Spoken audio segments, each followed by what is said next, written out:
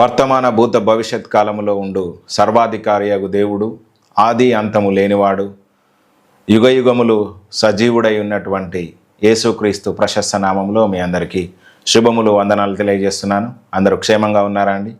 మీరందరూ కూడా క్షేమంగా ఉన్నారని, దేవుని ప్రేమలోను ఆయన కృపలో వర్ధిల్లుతున్నారని నేనైతే రూఢిగా విశ్వసిస్తున్నాను. ఈరోజు మనందరం కూడా దేవుని యొక్క వాక్యమును ధ్యానించుకుందాం. పరిశుద్ధాత్మ దేవుడు ఈరోజు మనతో మాట్లాడబోయేటువంటి వాక్యం ఏమిటంటే క్రమశిక్షణ గల ఆత్మీయ జీవితం లేదా క్రమశిక్షణ గల క్రైస్తవ జీవితం. దేవుడు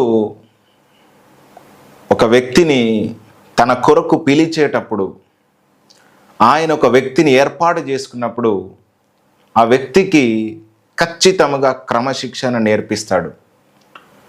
అంటే ఇంకొక మాటలో చెప్పాలంటే, God disciplines he who loves. ఆయన ఎవరినైతే ప్రేమిస్తాడో వారిని ఆయన క్రమశిక్షణలో ఖచ్చితంగా పెడతాడు. దేవుని చేత ఒక వ్యక్తి క్రమశిక్షణలో పెట్టబడితే ఆ వ్యక్తి అనేకులకు దీవెనకరంగా, ఆశీర్వాదకరంగా మారతాడు. అయితే ఈరోజు ఈ వాక్యం ద్వారా పరిశుద్ధాత్మ దేవుడు మీతో ఏం మాట్లాడబోతున్నాడు అని అంటే, మీరు నెక్స్ట్ ఏ సీజన్లోనికి ఎంటర్ కాబోతున్నారంటే క్రమశిక్షణను నేర్చుకునేటువంటి జీవితంలోనికి మీరు వాక్యం ద్వారా పుష్ చేయబడతారు. ఆ సీజన్లోనికి మీరు ఎంటర్ అవుతారనేటువంటిది ఈరోజు నేను విశ్వాసంతో ప్రకటిస్తున్నాను. సరే, ఇప్పుడు దేవుడు ఒక వ్యక్తికి ఎట్లా క్రమశిక్షణ నేర్పిస్తాడు? ప్రతి క్రైస్తవునికి ఒక క్రమశిక్షణ గల జీవితం అనేటువంటిది ఎంత ప్రాముఖ్యమైనటువంటిది. ఒక వ్యక్తి క్రమశిక్షణ కలిగి జీవించినప్పుడు, ఆత్మీయ దైవభక్తి సాధన చేస్తున్నప్పుడు ఏ విధంగా తనను పరిశుద్ధతలో పాలు పంపులు పొందుతాడు, ఈ జీవం విషయంలోనూ రాబోయే జీవం విషయంలోనూ తను ఎంత ఆశీర్వాదము అనుభవిస్తాడనేటువంటిది ఈరోజు మీకు అర్థం కావడానికి పరిశుద్ధాత్మదేవుడు సహాయం చేస్తాడని నేనైతే విశ్వసిస్తున్నాను. సరే, మొట్టమొదటిగా పరిశుద్ధ గ్రంథంలో నుంచి ఒక వాక్యాన్ని చదువుకుందాం. ఒకసారి మనము మత్తయి సువార్త 11వ అధ్యాయము 28 నుంచి 30వ వచనం వరకు చదువుకుందాం. ఈ వాక్యము చాలా ఫెమిలియర్ మనందరికి కూడా, మీకు అందరికి కూడా తెలుసు అని చెప్పేసి నేను అనుకుంటున్నాను. ఒకసారి మనం చదువుదాం. మత్తయి సువార్త 11వ అధ్యాయము 28వ వచనం నుంచి 30వ వచనం వరకు చదువుదాం. ప్రయాసపడి భారం మోసుకొనుచున్న సమస్త జనులారా, నా యొద్దకు రండి, నేను మీకు విశ్రాంతి కలగజేతును. నేను సాత్వికుడను, దీన మనస్సు గలవాడను గనుక మీ మీద నా కాడి ఎత్తుకొని నా యొద్ద నేర్చుకొనుడి, అప్పుడు మీ ప్రాణములకు విశ్రాంతి దొరుకును. ఏలైనగా నా కాడి సులువుగాను నా భారము తేలికగాను ఉన్నవి. చాలు. ఇక్కడ యేసుక్రీస్తు ప్రభువారు సమస్త జనులతో ఇక్కడ మాట్లాడుతూ ఉన్నాడు. ఏమని మాట్లాడుతున్నాడంటే, ప్రయాసపడి భారము మోసుకుంటున్న ప్రజలారా, నా యొద్దకు రండి, నేను మీకు విశ్రాంతి ఇస్తాను అంటున్నాడు. చూడండి, ఈ లోకంలో నానా విధములైనటువంటి ప్రయాసలు ఉన్నాయి. ఈ లోకంలో జీవించడానికి నానా విధాలుగా మనుష్యులు ప్రయాసపడుతున్నారు. ఎంత ప్రయాసపడి భారం మోసుకున్న విశ్రాంతి అనేటువంటిది దొరకట్లేదు. ప్రాణములు తృప్తి చెందట్లేవు, లేకపోతే మనస్సు సాటిస్ఫై అవ్వట్లేదు. ఈ విశ్రాంతి అనేటువంటిది దొరకక ప్రజలు సొమ్మసిల్లిపోతూ ఉన్నారు. వాళ్ళ హృదయంలో ఉన్నటువంటి చింత, విచారం అనేటువంటిది మనుషులను తొలిచి వేస్తూ ఉంది. వాళ్ళందరితో దేవుడు మాట్లాడుతున్న మాట ఏంటంటే, నా యొద్దకు రండి, నేను మీకు విశ్రాంతి ఇస్తాను అంటున్నాడు. సరే, మరి దేవుడు ఎట్లా ఒక వ్యక్తికి విశ్రాంతి ఇస్తాడు? ఏ విధంగా యేసుక్రీస్తు ప్రభువారు ఒక వ్యక్తికి విశ్రాంతి ఇస్తాను అంటున్నాడు అని అంటే, నేను సాత్వికుడను, దీన మనస్సు గలవాడను గనుక మీ మీద నా కాడి ఎత్తుకొని నా యొద్ద నేర్చుకొనుడి, అప్పుడు మీ ప్రాణములకు విశ్రాంతి దొరుకును. ఇక్కడ యేసుక్రీస్తు ప్రభువారు ఒక చక్కటి మార్గాన్ని ఆయన ఉపదేశిస్తున్నాడు. ఒక వ్యక్తికి విశ్రాంతి లేకపోతే స్వతంత్రత, స్వేచ్ఛ, సమాధానము కలిగి జీవించాలి అని అంటే ఆయన యుద్ధకు రావాలని చెప్తూనే ఆయన ఏమంటున్నాడంటే, నేను సాత్వికుడను, దీన మనస్సు గలవాడను, కాబట్టి నా యుద్ధకు వచ్చి మీ మీద నా కాడి ఎత్తుకొని నా యొద్ద నేర్చుకొనుడి అంటున్నాడు. ఇప్పుడు యేసుక్రీస్తు ప్రభు వారి యుద్ధకు ఎవరెవరైతే వస్తున్నారో వారందరి మెడల మీద ఆయన ఒక కాడి వేస్తాడంట. ఈ కాడి వేసి వారికి ఏం నేర్పిస్తాడు? ఆయన యొద్ద ఒక వ్యక్తి నేర్చుకుంటున్నప్పుడు ఏ విధంగా తను విశ్రాంతిలో ప్రవేశిస్తాడు అనేటువంటిది ఈరోజు మనం లోతుగా అధ్యయనం చేద్దాం. ఇక్కడ నుంచి మీరు చాలా జాగ్రత్తగా వినవలసిందిగా నేను కోరుకుంటున్నాను.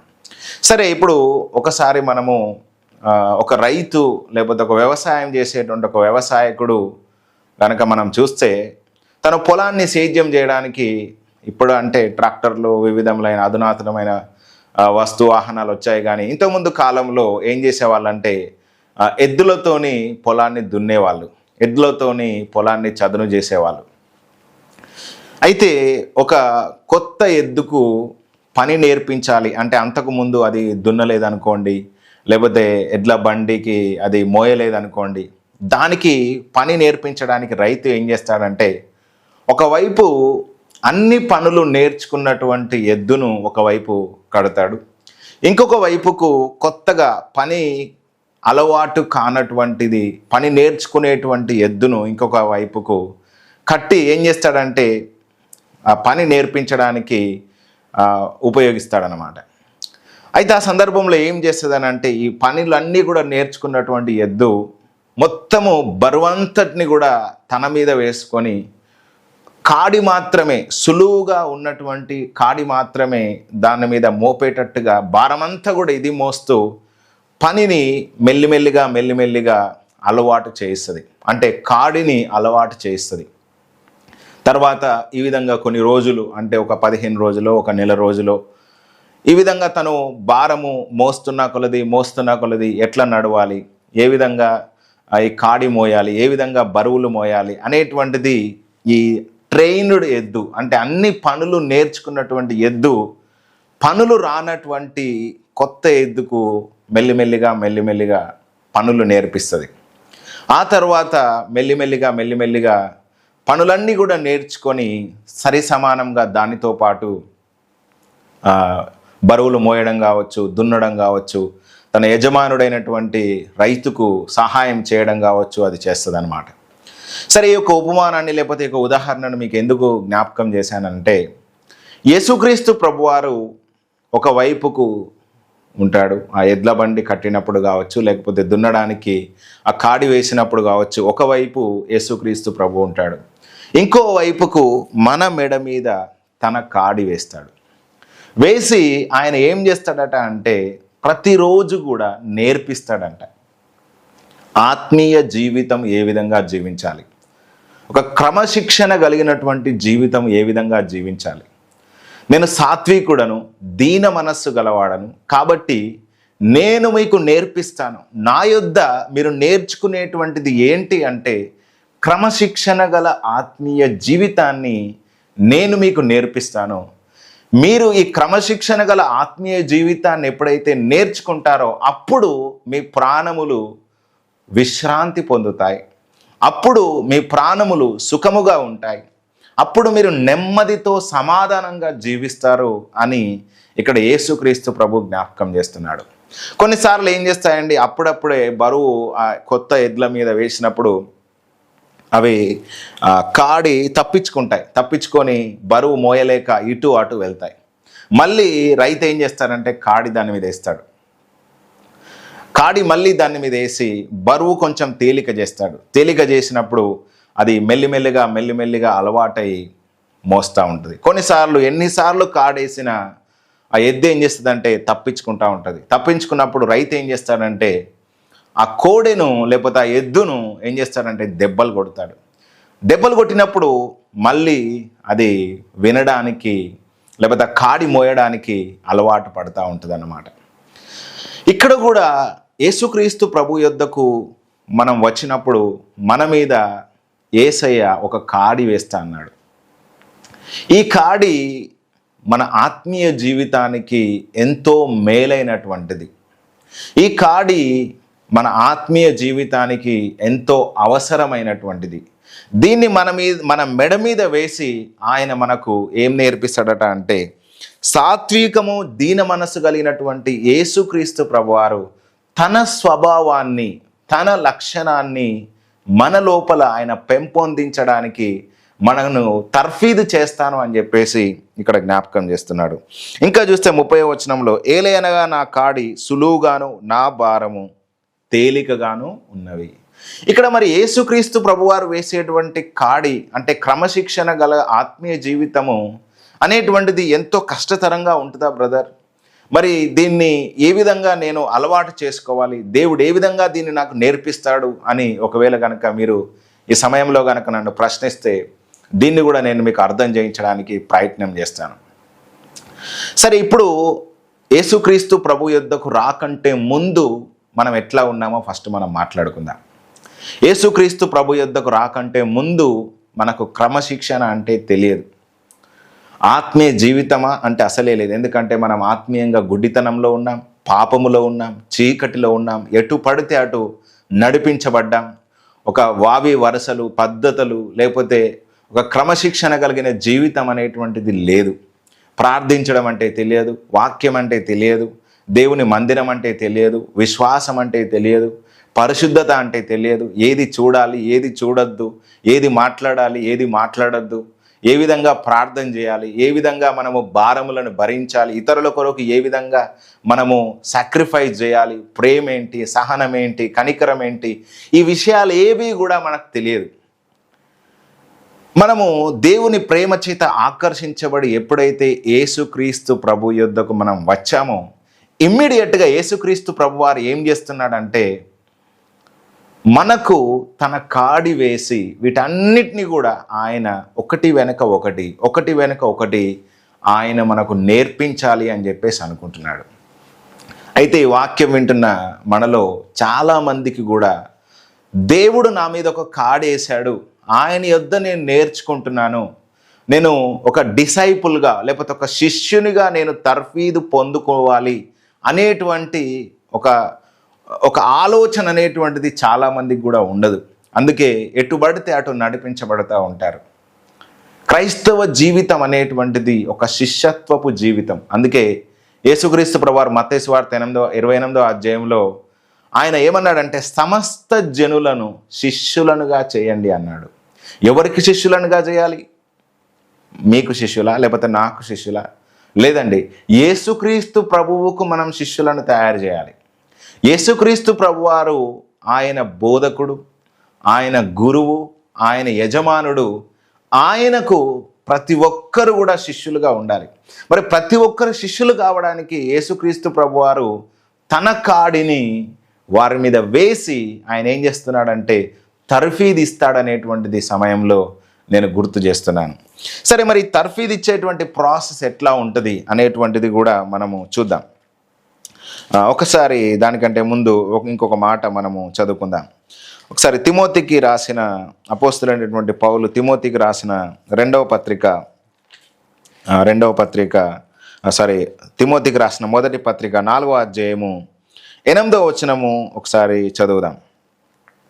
శరీర సంబంధమైన సాధకము కొంచెము మట్టుకే ప్రయోజనకరమగును గాని దైవభక్తి ఇప్పటి జీవం విషయంలోను రాబోవు జీవం విషయంలోను వాగ్దానముతో కూడినదైనందున అది అన్ని విషయములలో ప్రయోజనకరమగును.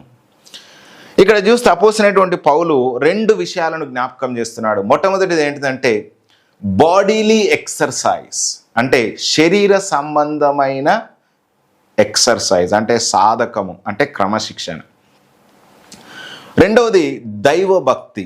అంటే నేను దీన్ని ఇంకా కొంచెం అర్థం చేసుకోవడానికి నేను ఏమంటానంటే శరీర సంబంధమైన క్రమశిక్షణ ఒకటి ఉంది, ఆత్మీయ క్రమశిక్షణ ఒకటి ఉంది.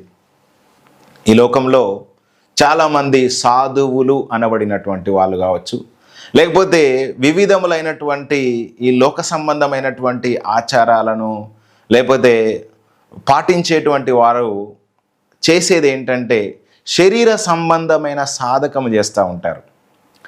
శరీర సంబంధమైన సాధకం అంటే తినే విషయంలో మితంగా ఉంటారు, లేకపోతే నిద్రపోయే విషయంలో మితంగా ఉంటారు, పడుకునే విషయంలో మితంగా ఉంటారు, మాట్లాడే విషయంలో మితంగా ఉంటారు. ఇవన్నీ కూడా శరీర సంబంధమైన సాధకం, బాడీలీ ఎక్సర్సైజ్ అంటాము దీన్ని.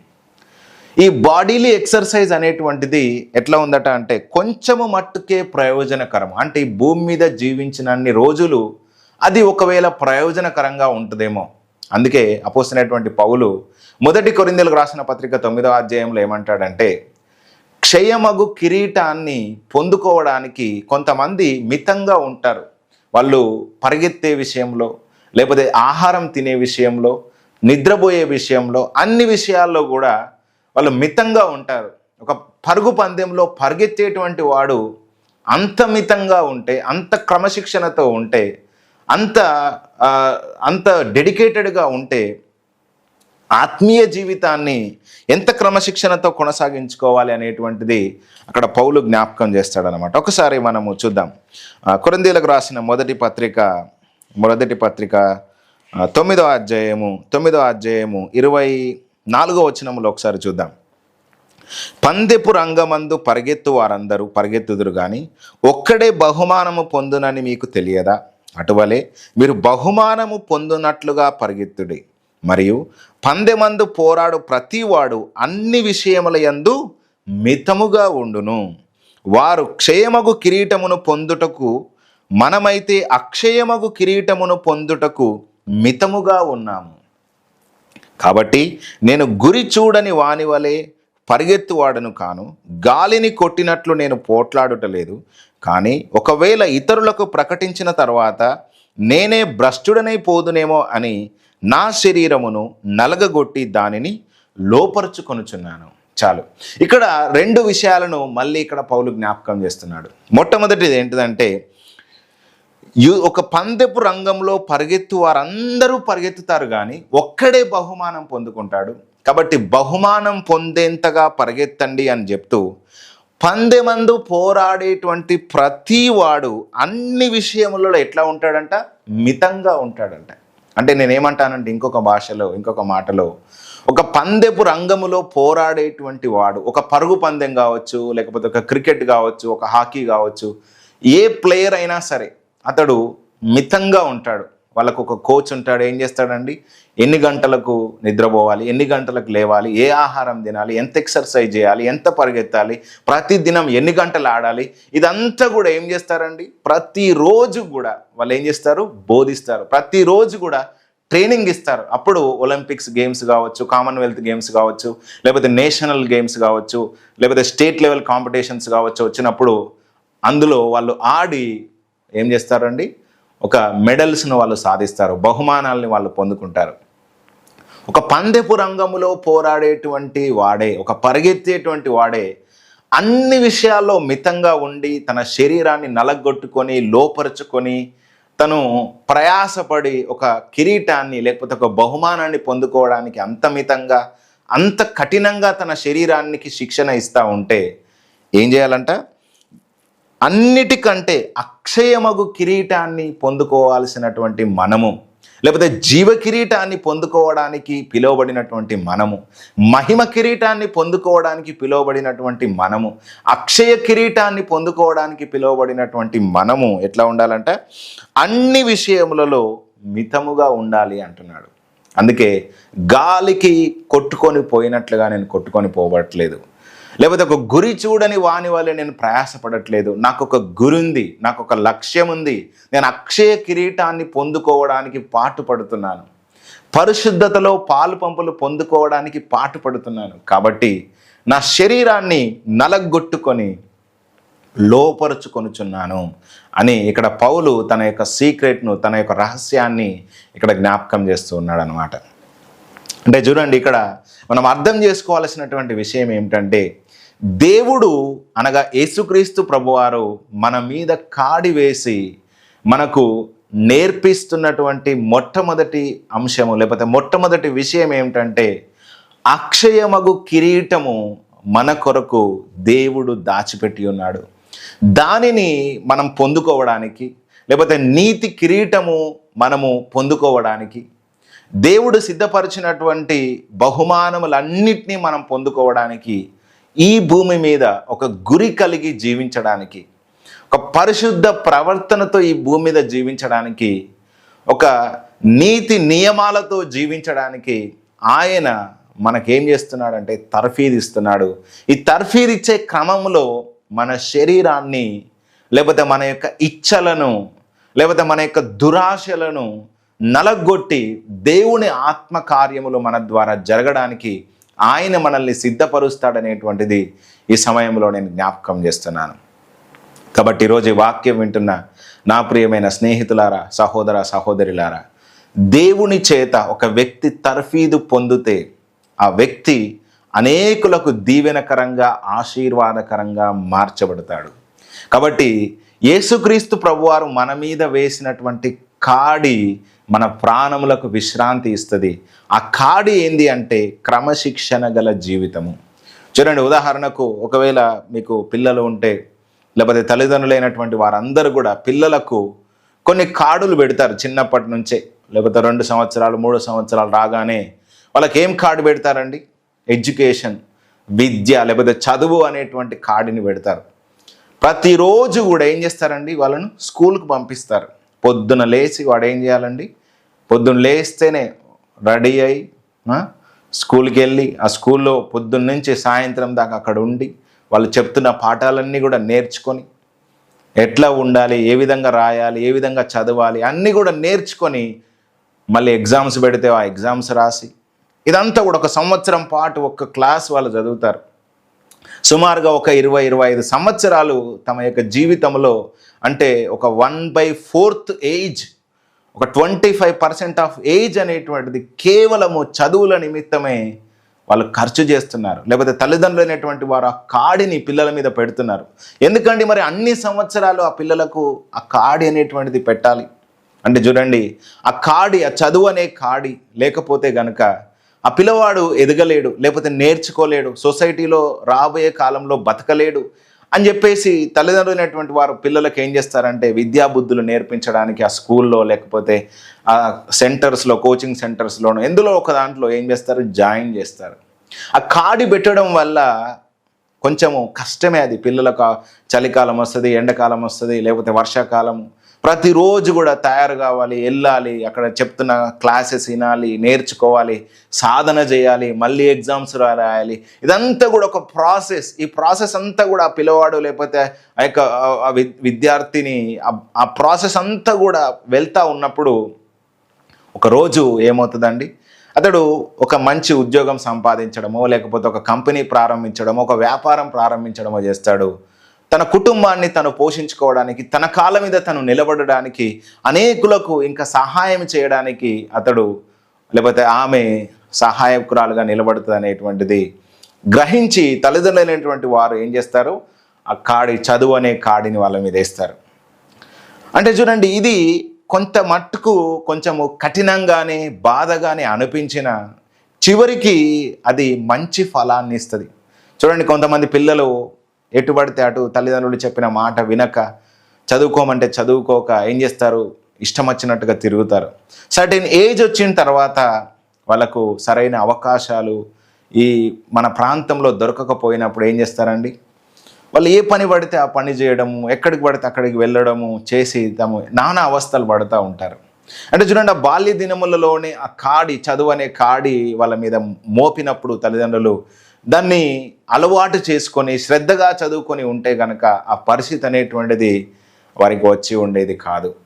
కాబట్టి ఈ సమయంలో నేను ముఖ్యంగా జ్ఞాపకం చేయాలనుకుంటున్న మాట ఏంటంటే, దేవుడు క్రమశిక్షణను మనకు ప్రతిరోజు కూడా నేర్పిస్తాడు. ప్రతిరోజు కూడా ఆయనతో సహవాసం చేయడానికి, ఈ లోకములో ఉన్నటువంటి దురాశల నుంచి మనం విడిపించబడి, పాపభోగముల నుంచి విడిపించబడి, వ్యసనముల నుంచి విడిపించబడి, అవిధేయత నుంచి విడిపించబడి, లేకపోతే అవిశ్వాసంలో నుంచి బయటకొచ్చి, ఇష్టానుసారమైనటువంటి అపవిత్ర ప్రవర్తన నుంచి బయటకొచ్చి, పరిశుద్ధతలో, ప్రేమలో, విశ్వాసములో, నిరీక్షణలో, సహనములో, కనికరములో ఎదగడానికి దేవుడు ప్రతిరోజు కూడా మనకు తర్ఫీదిస్తున్నప్పుడు ఆయన పాదముల చెంత మనం కూర్చోవాలి. ఆయన చేత తర్ఫీదు పొందుతున్నప్పుడు ఒక గొప్ప ప్రతిఫలం అనేటువంటిది మనకు వస్తుంది. కాబట్టి ఇక్కడ అందుకే అంటున్నాడు, అక్షయమగు కిరీటము పొందడానికి మనం అన్ని విషయములలో మితంగా ఉంటున్నాము అంటున్నాడు. కాబట్టి ఈరోజు ఒకవేళ కనుక నువ్వు దేవుని కొరకు ప్రయాసపడుతూ విశ్వాసముతో ఆయన దగ్గర కనిపెడుతూ ఆయనతో నువ్వు సహవాసం చేస్తున్నప్పుడు దేవుని సన్నిధిలోనికి రావడం కావచ్చు, ప్రార్థన చేయడం కావచ్చు, వాక్యం చదవడం కావచ్చు, లేకపోతే మాట్లాడే మాటలు మితంగా ఉండడం కావచ్చు, ప్రేమించే విషయంలో కావచ్చు, ఇవన్నీ కూడా నువ్వు లేకపోతే నేను కలిగి జీవిస్తున్నప్పుడు దేవుడు మన కొరకు ఒక కిరీటాన్ని దాచిపెట్టాడంట. ఇది అక్షయమగు కిరీటం, యుగ యుగాలు ఉండేటువంటిది. ఈ లోకంలో ఒక వ్యక్తి ఒక పరుగు పందెమో లేకపోతే ఒక క్రికెట్ గేమో లేకపోతే ఏదో ఒక ఆట ఆడి ఒక కిరీటాన్ని లేకపోతే ఒక బహుమానాన్ని ఒక మెడల్ను సంపాదించుకుంటే ఆ వ్యక్తి జీవించినటువంటి కాలమే ఆ యొక్క కిరీటము లేకపోతే ఆ బహుమానం ఆ మెడల్ ఉంటుంది. కానీ మనం ఈ భూమి మీద గనక దైవ భక్తి కలిగి జీవిస్తే, మనము యేసుక్రీస్తు ప్రభువారు మోపినటువంటి కాడి మోస్తూ మనం ఆయన నడిపించినటువంటి త్రోవలో గనక నడిస్తే యుగ యుగాలు ఉండేటువంటి రాజ్యములో అక్షయమగు కిరీటమును మనం ధరించుకొని ఈ భూమిని లేకపోతే ఆయన రాజ్యాన్ని పరిపాలన చేస్తామనేటువంటిది ఈరోజు నేను మీ అందరికి కూడా జ్ఞాపకం చేస్తున్నాను. కాబట్టి ఈ సమయంలో మీకు అర్థం కావాల్సిన విషయం ఏమిటంటే, ఇక్కడ మనం చూసాం కదా, మొదటి తిమోతికి రాసిన పత్రిక 4వ అధ్యాయంలో శరీర సంబంధమైన సాధకము కొంచెము మట్టుకే ప్రయోజనకరం అవుతుంది, కానీ దైవ భక్తి ఇప్పటి జీవం విషయంలోనూ రాబోవు జీవం విషయంలోనూ వాగ్దానముతో కూడినదైనందున అది అన్ని విషయాల్లో ప్రయోజనకరం అవుతుంది. అందరు కూడా అన్ని విషయాలు అనండి.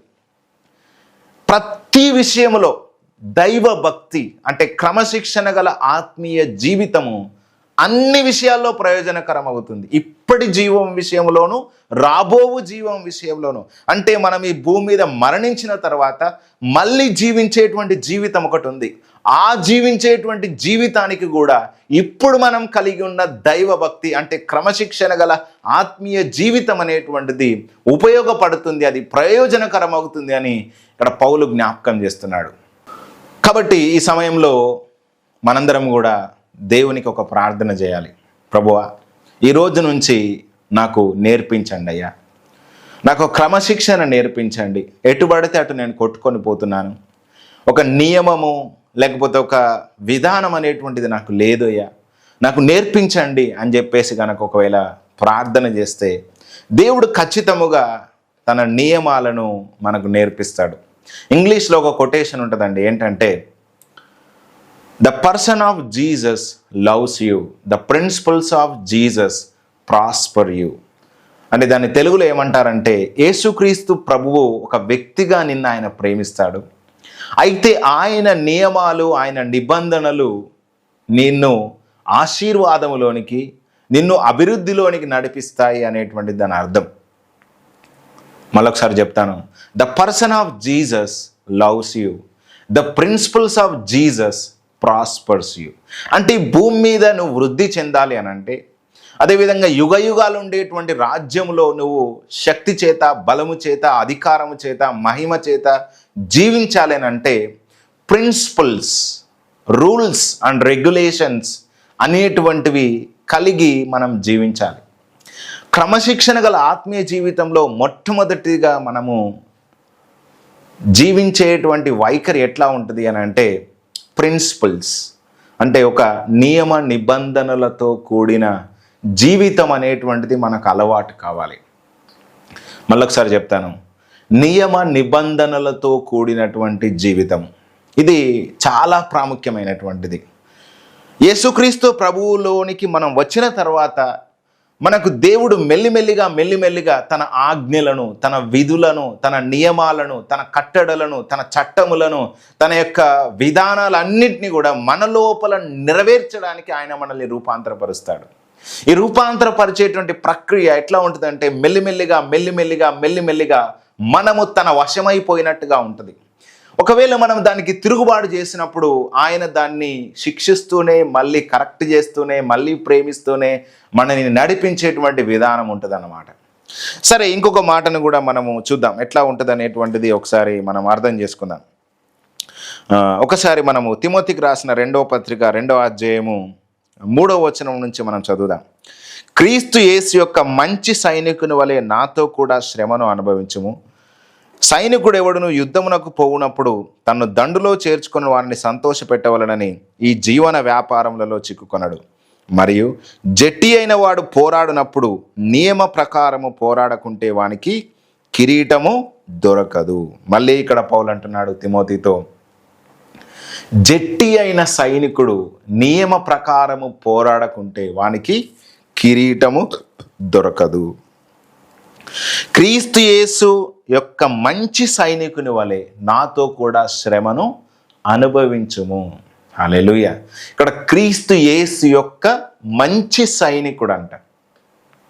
చూడండి, ఇప్పుడు సైనికులకు మొట్టమొదట నేర్పించేటిది ఏంటిదండి? క్రమశిక్షణ. క్రమశిక్షణ లేని సైనికుడు సైనికుడే కాదు. Yes or no? మీరు ఒకవేళ అర్థం చేసుకోండి.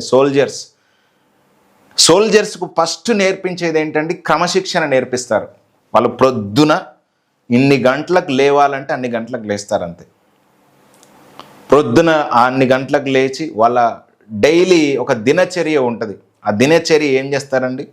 5 గంటలకు లేవగానే లేకపోతే 4 గంటలకు లేవగానే వాళ్ళు కాలకృత్యాలు తీర్చుకొని పొద్దున వాకింగ్గా లేకపోతే ఏదైతే ఎక్సర్సైజులు వాళ్ళకు ఉన్నాయో వాళ్ళు చేస్తారో రోజు చేయాల్సిందే అంతే.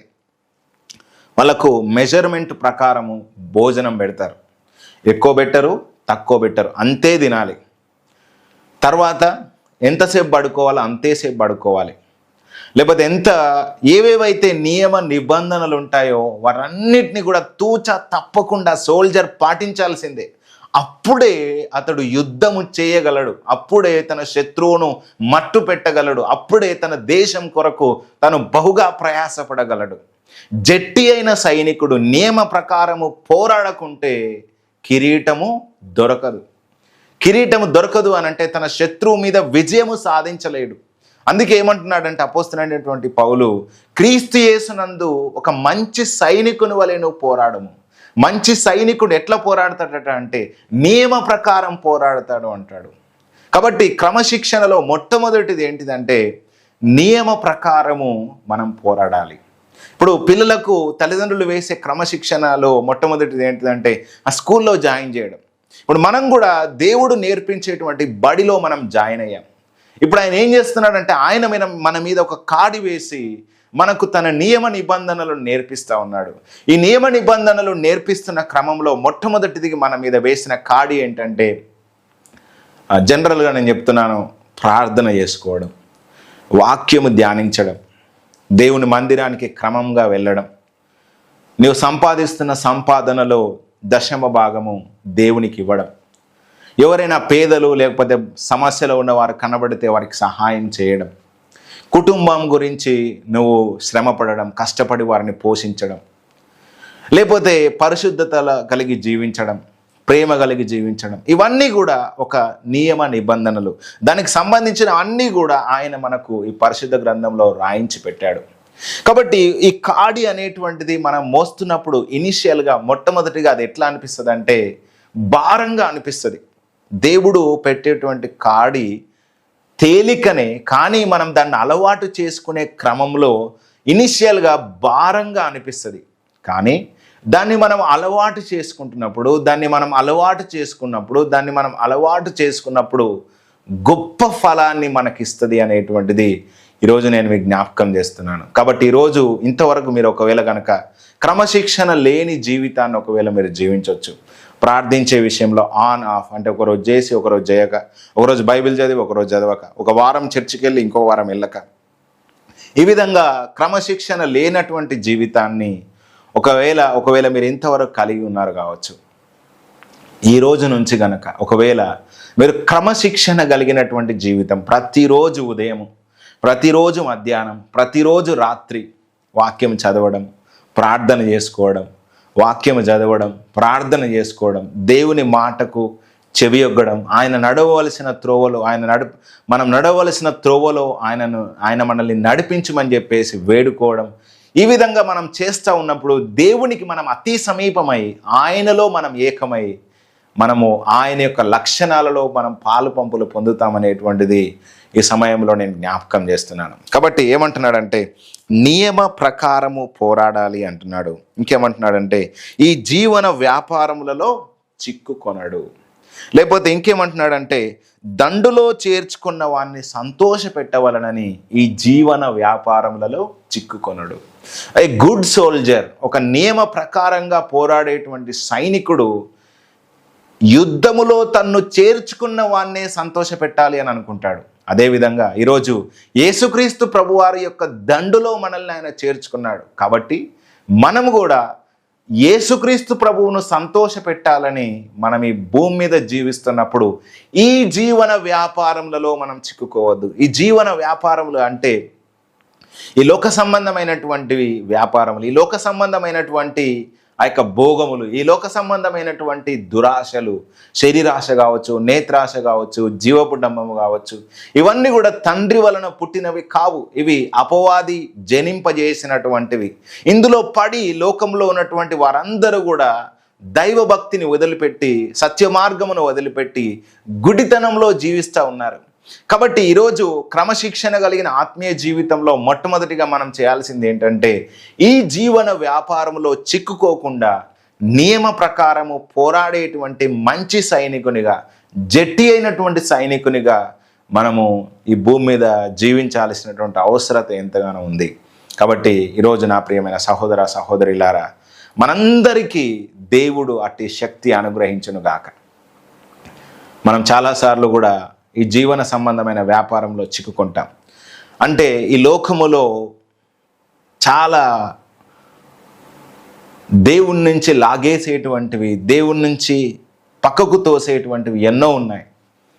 వాటన్నిటిలోనికి చిక్కుకోకుండా, అవన్నీ కూడా మనని డిస్ట్రాక్ట్ చేయకుండా మనము ఎంతో భక్తితోనూ పరిశుద్ధ ప్రవర్తనతోనూ జీవించాల్సినటువంటి అవసరత ఉంది. కాబట్టి మొట్టమొదటిగా మనం అలవాటు చేసుకోవాల్సినటువంటి క్రమశిక్షణ ఏంటి అంటే ప్రార్థించే విషయంలో మనం క్రమశిక్షణ కలిగి ఉండాలి. మొట్టమొదటి క్రమశిక్షణ కలిగినది ఏంటంటే ప్రార్థించే విషయంలో క్రమశిక్షణ ఉండాలి. యేసుక్రీస్తు ప్రభు యొక్క జీవితాన్ని మనం చూస్తే ప్రార్థించుటలో యేసుక్రీస్తు ప్రభువారు ఎంత మాదిరి, ఎంత క్రమశిక్షణ కలిగి ఆయన ఉన్నాడో మనం చూడొచ్చు. పెందల కడనే లేచాడంట. రాత్రి ఇంకా చీకటిగా ఉన్నప్పుడే ఆయన లేచాడంట. ఇంకా ఉదయం కాకంటే ముందే ఆయన లేచి అరణ్యములోనికి వెళ్ళి తండ్రితో ఏకాంతముగా గడుపుతూ ఉన్నాడు. పెందల కడని అంటే సుమారుగా 3 గంటలు 4 గంటలు ఆ ప్రాంతంలో యేసుక్రీస్తు ప్రభువారు లేచి రోజంతా కూడా పరిచర్య చేశాడు. మళ్ళీ ఆయన ఆ రోజు ఉదయమే లేచి అరణ్యములోనికి వెళ్ళి యేసుక్రీస్తు ప్రభువారు తండ్రితో సహవాసం చేస్తున్నట్టుగా, తండ్రితో సమయము గడుపుతున్నట్టుగా మనం చూస్తూ ఉన్నాం. ఇది మొట్టమొదటి క్రమశిక్షణ, ప్రార్థన నియమము అంటాను నేను. అంటే ప్రతిరోజు మీరు ఏ పనైనా చేయండి, ఎక్కడికైనా వెళ్ళండి, మీరు ఎంత బిజీ షెడ్యూల్లోనైనా ఉండండి, ఖచ్చితంగా మనం అలవాటు చేసుకోవాల్సింది, ఖచ్చితంగా మనకు ఒక కాడిలాగా పెట్టుకోవాల్సింది ఏంటంటే ప్రార్థనా జీవితము, ప్రార్థనా జీవితం, ప్రార్థనా జీవితం. ప్రతిరోజు కూడా మనం తప్పకుండా ప్రార్థించాలి. రెండవది, ఖచ్చితముగా దేవుని నుంచి మనం వినాలి. యేసుక్రీస్తు ప్రభువారు కూడా తండ్రి సన్నిధిలో కనిపెట్టాడు. ఏం మాట్లాడతాడు, ఈరోజు ఏ అద్భుతం చేయాలి, ఎవరిని దర్శించాలి, ఎవరి జీవితాల్లో యేసుక్రీస్తు ప్రభువారి ద్వారా తండ్రి అద్భుతం చేయబోతున్నాడు అని ప్రతిరోజు కూడా యేసుక్రీస్తు ప్రభువారు తండ్రి యొద్ద నుంచి విని ఏం చేశాడు, అద్భుతాలను చేశాడు, అదే బోధించాడు, అదే మాట్లాడాడు, ఏం చెప్పమన్నాడు అదే చెప్పాడు, ఏం చేయమన్నాడు అదే చేశాడు. అదేవిధంగా మనకు ఈరోజు పరిశుద్ధ గ్రంథాన్ని దేవుడు మనకిచ్చాడు. ఈ వాక్యము మనం ప్రతిరోజు కూడా ఏం చేయాలండి, ధ్యానించాలి, ప్రతిరోజు కూడా చదవాలి. రెండవ నియమం ఏంటంటే వాక్యమును మనము ధ్యానించాలి. ఇది ఒక నియమముగా మనం ప్రతిరోజు కూడా పెట్టుకోవాలి. ఇది ఒక కాడిగా మనం పెట్టుకోవాలి. ఎన్ని పనులున్నా మనం పక్కకు పెట్టి ఈ రెండు ఖచ్చితంగా మనం ప్రతిరోజు కూడా చేయాలి. దీన్ని మనం అలవాటుగా చేసుకోవాలి. ఇది క్రమశిక్షణగా మనం అలవరుచుకోవాలి. ఇప్పుడు సైనికుడు ఏం చేస్తాడు? ప్రతిరోజు కూడా ఉదయాన్నే లేస్తాడు, వాకింగ్ చేస్తాడు, లేకపోతే రన్నింగ్ చేస్తాడు, లేకపోతే తన యొక్క ఈ కటింగ్ చేసుకోవడం కావచ్చు, షేవింగ్ చేసుకోవడం కావచ్చు, తినడం కావచ్చు, ఆహారపు శైలి అలవాట్లు ఇవన్నీ కూడా ప్రతిరోజు ఉంటాయి. అప్పుడే తను యాక్టివ్గా ఉండగలుగుతాడు. అప్పుడే యుద్ధం వచ్చినప్పుడు తన శత్రువును జయించగలుగుతాడు. ఈరోజు వస్తాడో, రేపు వస్తాడో, ఎల్లుండి వస్తాడో శత్రువు వాళ్ళకు తెలియదు. ఏ క్షణమైనా శత్రువు అటాక్ చేయొచ్చు. కాబట్టి ఆ సైనికుడు నియమ ప్రకారంగా పోరాడడానికి తన దేహాన్ని సిద్ధపరచుకుంటాడు. అదేవిధంగా ఆత్మీయ జీవితంలో మనం కూడా మెలకువగా ఉండడానికి మనల్ని మనం సిద్ధపరచుకునేటువంటి ఆయుధాలు ఏంటంటే ప్రార్థనా జీవితము, అదేవిధంగా వాక్య ధ్యానము. ఈ రెండు ఖచ్చితముగా దేవునితో మనం ఏకాంతంగా గడపాల్సినటువంటి రెండు అతి ప్రాముఖ్యమైనటువంటి అంశాలు. మూడవది ఉపవాసం ఉండడం. నాలుగవది ప్రతి ఆదివారము, లేకపోతే ప్రతి శుక్రవారము, లేకపోతే ప్రార్థన సహవాసంలో, ఆ యొక్క సంఘ సహవాసంలో ఉండడం, లేకపోతే దేవునికి ఇవ్వడం. ఈ విధంగా ఈ కొన్ని నియమాలు, ఇవి ప్రాథమికమైనటువంటి నియమాలు. ఈ నియమాలలో మనము నిలకడగా ఉన్నప్పుడు, ఒక అలవాటుగా మనం చేసుకున్నప్పుడు వీటి ద్వారా మనం ఖచ్చితముగా మేలు పొందుకుంటాం. వీటి ద్వారా ఖచ్చితముగా మనము ఆశీర్వదించబడతాం అనేటువంటిది ఈ సమయంలో నేను జ్ఞాపకం చేస్తున్నాను. ఇవి చాలా సులువు. అందుకే యేసయ్య అన్నాడు కదా, ఇంతకుముందు మనం చూసాం, నా కాడి బహు తేలికగా సులువుగా ఉంటుంది. ప్రార్థించడం, వాక్యం ధ్యానించడం ఎంత సులువు అండి. కానీ అవి చేయడానికే మనకు చాలా బద్ధకం అనిపిస్తుంది. అవి చేయడానికే చాలా విసుగు అనిపిస్తుంది. అవి చేయడానికే మనకు చాలా సమయం లేనట్టుగా అనిపిస్తుంది. ఈ రోజుల్లో మనం చాలా సమయాన్ని వ్యర్థం చేస్తున్నాం. అనవసరపు వాటికి మన సమయాన్ని, మన యొక్క డబ్బును, లేకపోతే మనకున్నటువంటి ఆ యొక్క అవకాశాలను వాడుకొని వ్యర్థం చేసుకుంటున్నాం. కాబట్టి ఈరోజు ఈ వాక్యం వింటున్న నా ప్రియమైన సహోదరులారా, స్నేహితులారా, మీరు మీ యొక్క సమయాన్ని వృధా చేయకండి. వ్యర్థమైన వాటికి మీ సమయాన్ని అప్పగించి గురిలేని వారి వలె జీవించకండి. మనకొక గురి ఉంది, మనకొక కిరీటం ఉంది, మనం ఒక వాడబారని మహిమగల రాజ్యము కొరకు కనిపెడుతున్నాం. కాబట్టి దైవభక్తి కలిగి ఈ లోకములో జీవించాల్సినటువంటి అవసరత ఉంది. ఆయన మన మీద వేసినటువంటి కాడిని మనం ప్రతిరోజు కూడా మోస్తూ మనం ఆయన యొద్ద నేర్చుకున్నప్పుడు మనకు విశ్రాంతి ఇస్తానని దేవుడు చెప్తా ఉన్నాడు. ఇంకొకటి ఏంటంటే, ఎప్పుడైతే మనం క్రమశిక్షణ కలిగి జీవిస్తూ ఉంటామో మనకు అందులోనే గొప్ప స్వేచ్ఛ, స్వతంత్రత ఉంటుంది. చాలామంది ఏ క్రమశిక్షణ కలిగి జీవించకుండా స్వేచ్ఛగా ఉండాలనుకుంటారు. స్వేచ్ఛగా ఉండేటువంటి, అంటే క్రమశిక్షణ లేకుండా ఉన్నటువంటి వాడు చివరికి బానిస అవుతాడు. క్రమశిక్షణ కలిగినటువంటి వ్యక్తి తను స్వేచ్ఛగా జీవిస్తాడు. హల్లెలూయా. ఈ మాట మీకు అర్థమగును గాక. అంటే మీరు ప్రతిరోజు ఒక కార్డు వేసుకొని ప్రతిరోజు ప్రార్థిస్తాను, ప్రతిరోజు వాక్యం ధ్యానిస్తాను, లేకపోతే ప్రతి వారంలో ఒక రోజు ఉపవాసం ఉంటాను, లేకపోతే నెలలో ఒక రోజు ఉపవాసం ఉంటాను, ప్రతి ఆదివారం మందిరానికి వెళ్తాను, నా సంపాదనలో 10% దేవునికి ఇస్తాను అని ఈ విధంగా ఒక నియమాలను, ఒక కట్టడలను నువ్వు చేసుకొని దేవునితో ఒక ఒప్పందం చేసుకొని నువ్వు ఆ విధంగా జీవిస్తూ ఉన్నప్పుడు నీ లోపల గొప్ప ఫలం అనేటువంటిది రావడం నువ్వు చూస్తావు. దాని ద్వారా కలిగేటువంటి ఫలం అనేటువంటిది గొప్పగా ఉంటుంది. ఇవి మీరు చేసి చూడండి, వీటిని అలవాటు చేసుకోండి. ఈ ఆత్మీయ అలవాట్లు అనేటువంటివి మీకు చాలా ప్రయోజనకరంగా ఉంటాయని చెప్పేసి ఈరోజు నేను మిమ్మల్ని ప్రోత్సహిస్తున్నాను. ఈరోజు ఈ వాక్యం వింటున్న నా ప్రియమైన సహోదరులారా, స్నేహితులారా, దేవుడు సాత్వికుడు, దీన మనస్సు గలవాడు, మంచి హృదయం కలిగినటువంటి మన ప్రభువైన యేసుక్రీస్తు ప్రభువారు నేర్పించడానికి సిద్ధంగా ఉన్నాడు. మీరు ఆయన యొద్ద కూర్చోవడానికి, నేర్చుకోవడానికి, ఆయన కాడి మోయడానికి మీరు సిద్ధంగా ఉన్నారా? అందుకే యేసయ్య అన్నాడు, మీరు ఒకవేళ నన్ను వెంబడించగోరితే మీరు సిలువనెత్తుకొని నన్ను వెంబడించాలి అంటాడు. నేను సిలువనెత్తుకొని పోయాను. నేను క్రమశిక్షణ కలిగి జీవించాను. క్రమశిక్షణ కలిగిన జీవితం అంటే సిలువనెత్తుకోవడమే. అందుకే పౌలు అంటాడు, నేను ప్రతిరోజు కూడా నేను మరణిస్తున్నాను, ప్రతిరోజు కూడా నేను ఆ సిలువను మోస్తున్నాను అని చెప్పేసి ఆయన మాట్లాడతాడు. నేను మంచి పోరాటము పోరాడాను, నా పరుగు కడముట్టించాను, విశ్వాసాన్ని కాపాడుకున్నాను, ఇక మీదట నా కొరకు నీతి కిరీటం ఉంచబడింది అంటున్నాడు ధైర్యంగా తిమోతికి రాసిన 2వ పత్రికలో. కాబట్టి మంచి పోరాటము మనం పోరాడాలి. ప్రతిరోజు కూడా క్రమశిక్షణ కలిగి మన విశ్వాస యాత్రను నియమ ప్రకారం మనం పోరాడుతున్నప్పుడు నిశ్చయముగా మనం బహుమానములను, నిశ్చయముగా మనం మహిమను పొందుకుంటామనేటువంటిది ఈరోజు నేను మీకు జ్ఞాపకం చేస్తున్నాను. ఒకవేళ మీరు ఇంతవరకు ప్రార్థనను కావచ్చు, వాక్యము ధ్యానించే విషయాలను కావచ్చు, దేవుని మందిరానికి వెళ్ళి ఆయనతో సహవాసం చేసే విషయంలో కావచ్చు, ప్రతి దినము మీరు దేవునితో గడిపే విషయంలో కావచ్చు, ఒకవేళ నిర్లక్ష్య వైఖరి కనుక ఒకవేళ మీరు ఇంతవరకు కలిగి ఉంటే ఈరోజు నుంచి దేవుడు మీకు సహాయం చేయనుగాక.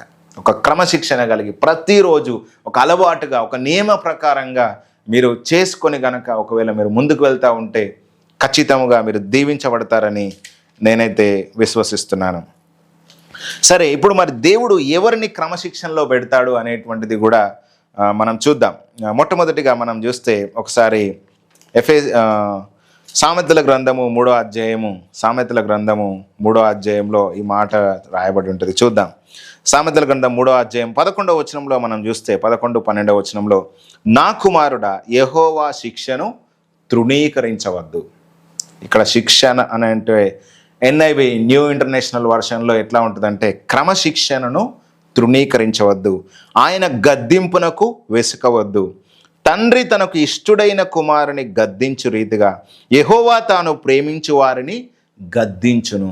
Why God is seeking or asking for discipline? ఎందుకు మరి ఆయన క్రమశిక్షణ కోరుకుంటున్నాడు? క్రమశిక్షణలో నిన్ను నన్ను ఎందుకు పెడుతున్నాడు అని అంటే ఆయన మిమ్మల్ని అమితంగా ప్రేమిస్తున్నాడు.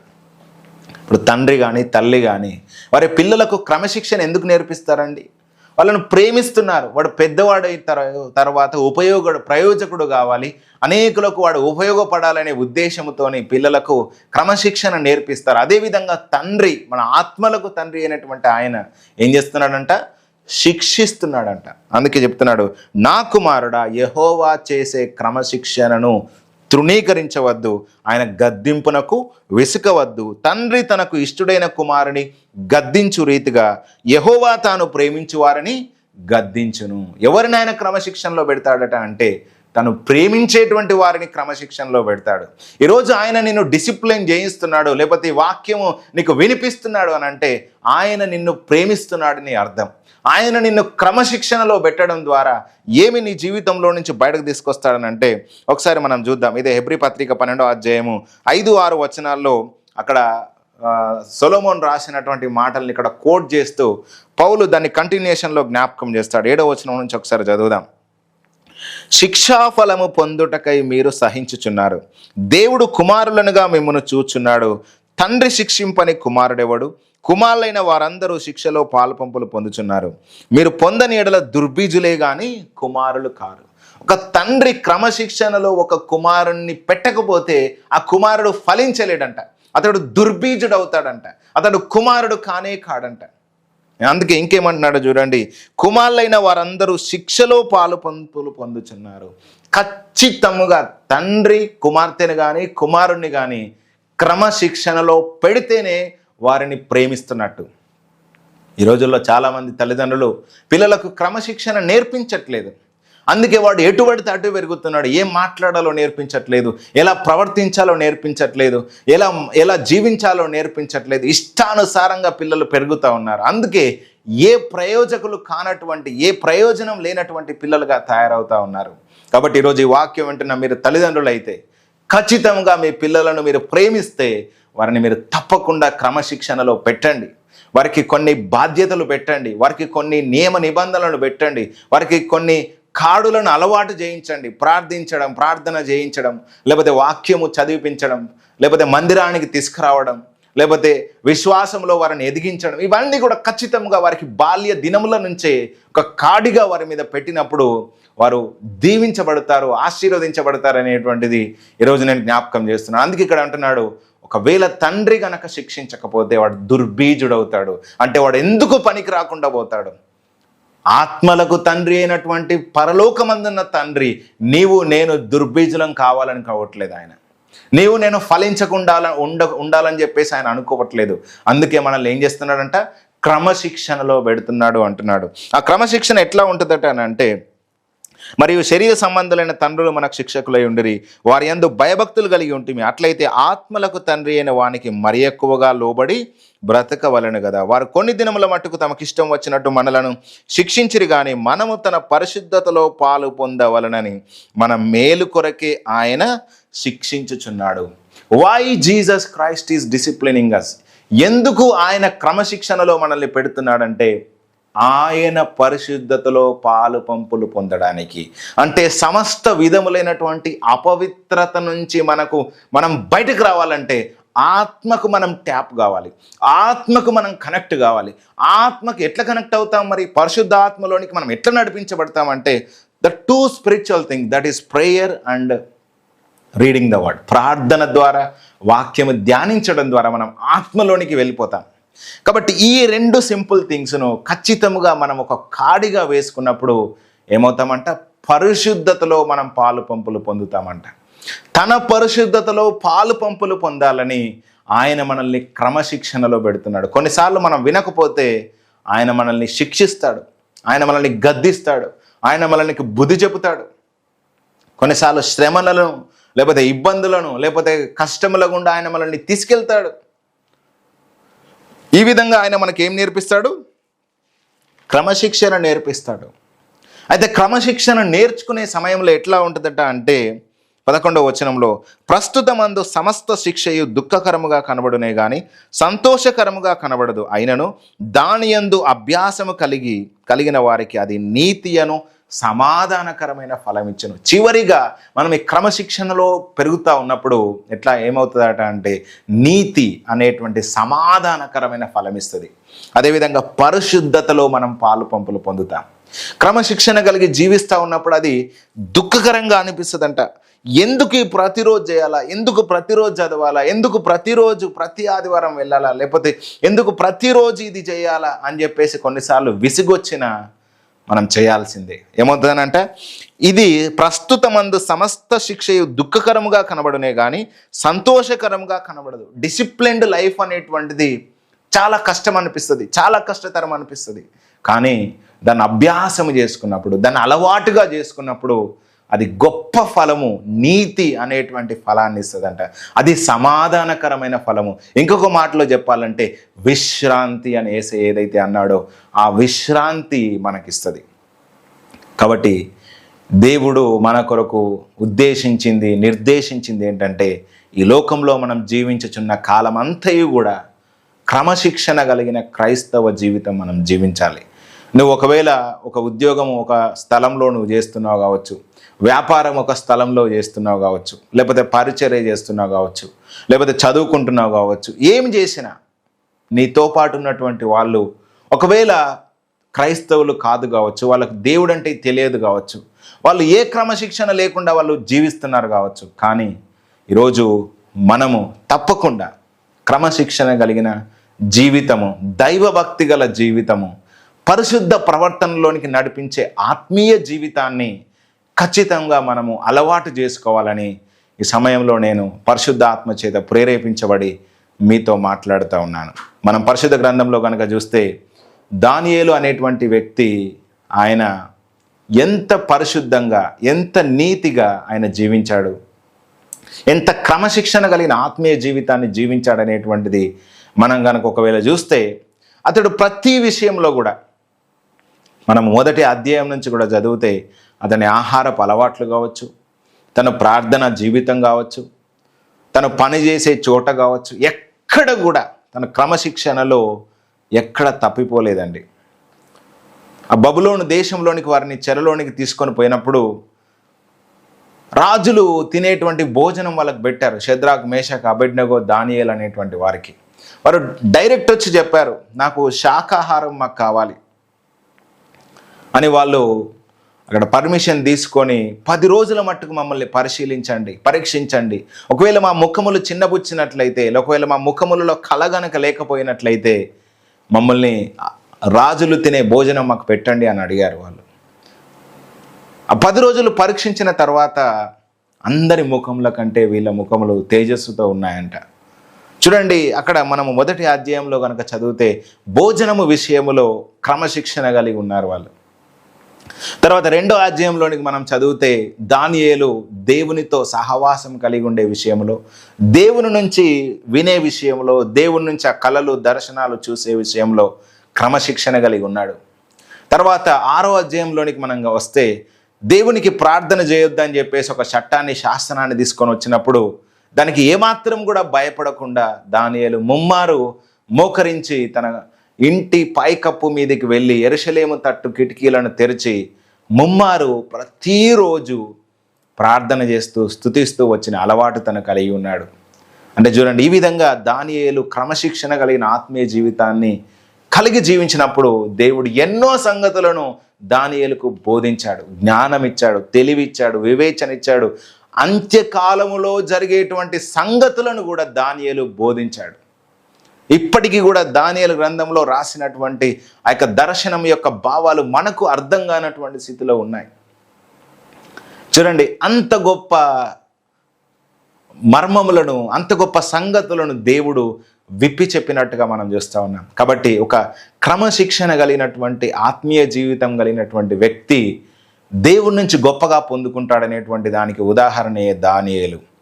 కాబట్టి ఈరోజు మీరు కనుక ఒకవేళ దేవునితో సహవాసం చేసే విషయంలో, మీరు జీవించే జీవిత విధానములో ఒకవేళ కనుక క్రమశిక్షణ కలిగి జీవిస్తే ఆయన మిమ్మల్ని గొప్పగా వాడుకుంటాడు, మీతో ఆయన మాట్లాడతాడు, మిమ్మల్ని ఆయన అభిషేకిస్తాడు, అనేకులకు దీవెనకరంగా ఆయన మిమ్మల్ని మారుస్తాడనటంలో ఏమాత్రము సందేహం లేదనేటువంటిది ఈరోజు నేను జ్ఞాపకం చేస్తున్నాను. ఇంకా చాలా విషయాలు ఉన్నాయి, కాకపోతే సరిపోతుంది. ఈ సమయంలో మనం ప్రార్థన చేసుకుందాం. నజరేయుడా యేసయ్యా, మీకు వందనాలు. ఇంతవరకు మీరు మాట్లాడిన ప్రతి మాటను బట్టి మీకు స్తోత్రాలు నాయన. తండ్రి, ప్రయాసపడి భారం మోసుకుని వచ్చిన సమస్త జనులారా, నా యుద్ధకు రండి, నేను మీకు విశ్రాంతిని ఇస్తానన్నారు. తను మీ కాడి మా మీద వేసి మాకు బోధిస్తానన్నారు, నేర్చుకోండి అన్నారయ్యా.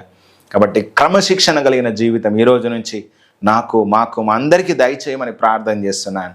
ప్రార్థించే విషయంలో, వాక్యం ధ్యానించే విషయంలో, మీతో సహవాసం చేసే విషయంలో, ఆత్మీయపు అలవాట్లు కలిగి ఉండే విషయంలో, దైవభక్తి విషయంలో నాయన మేము తండ్రి క్రమశిక్షణ కలిగి ఉన్నప్పుడు మీ పరిశుద్ధతలో పాలు పొందుతామని, అదేవిధంగా నీతి అను సమాధానకరమైన ఫలము మాకు ఇస్తుందని మీరు మాట్లాడారు. అవునయ్యా తండ్రి, మేము క్రమశిక్షణ కలిగి జీవిస్తున్నప్పుడు అది కొంచెం దుఃఖకరంగానే అనిపిస్తుంది, కొంచెం వేదనకరంగానే, బాధకరంగానే అనిపిస్తుంది. కానీ నియమ ప్రకారంగా మేము ఆ క్రమశిక్షణలో ఎదుగుతున్నప్పుడు దేవాది గొప్ప ఫలాన్ని ఇస్తుందని మీరు మాట్లాడారు. తండ్రి, ఒక అక్షయమగు కిరీటాన్ని మేము పొందుకుంటామన్నారు, జీవ కిరీటాన్ని పొందుకుంటామని మీరు చెప్పారు నాయన. కాబట్టి తండ్రి ప్రభు, ఈరోజు మొదలుకొని మేము ప్రతి విషయంలో నియమ ప్రకారం పోరాడడానికి దేవా భ్రష్టులమైపోకుండా విశ్వాస విషయంలోను, దైవభక్తి విషయంలోను, అదేవిధంగా నాయన పరిశుద్ధత విషయంలోను తండ్రి మేము అన్ని విషయాల్లో తండ్రి జీవించడానికి, క్రమశిక్షణ కలిగి జీవించడానికి మాకు సహాయం చేయమని ప్రార్థన చేస్తున్నాను. తండ్రి, ఈ జీవన వ్యాపారములలో మేము చిక్కుకోకుండా లోకాశల్లో, శరీరాశల్లో, నేత్రాశలో, జీవబుడ్డమ్మములో తండ్రి చిక్కుకొని పోకుండా దేవా విశ్వాసము కలిగి మేము జీవించడానికి, దేవా మేము ప్రతిరోజు కూడా మీతో సహవాసం చేయడానికి మాకు శక్తిని, కృపను దయచేయమని నజరుడైన యేసునామమున ప్రార్థిస్తున్నాము తండ్రి. ఆమేన్. అందరికీ వందనాలండి. దేవుడు మిమ్మల్ని, మీ కుటుంబాల్ని బహుగా దీవించును గాక. Thank you for watching. God bless you.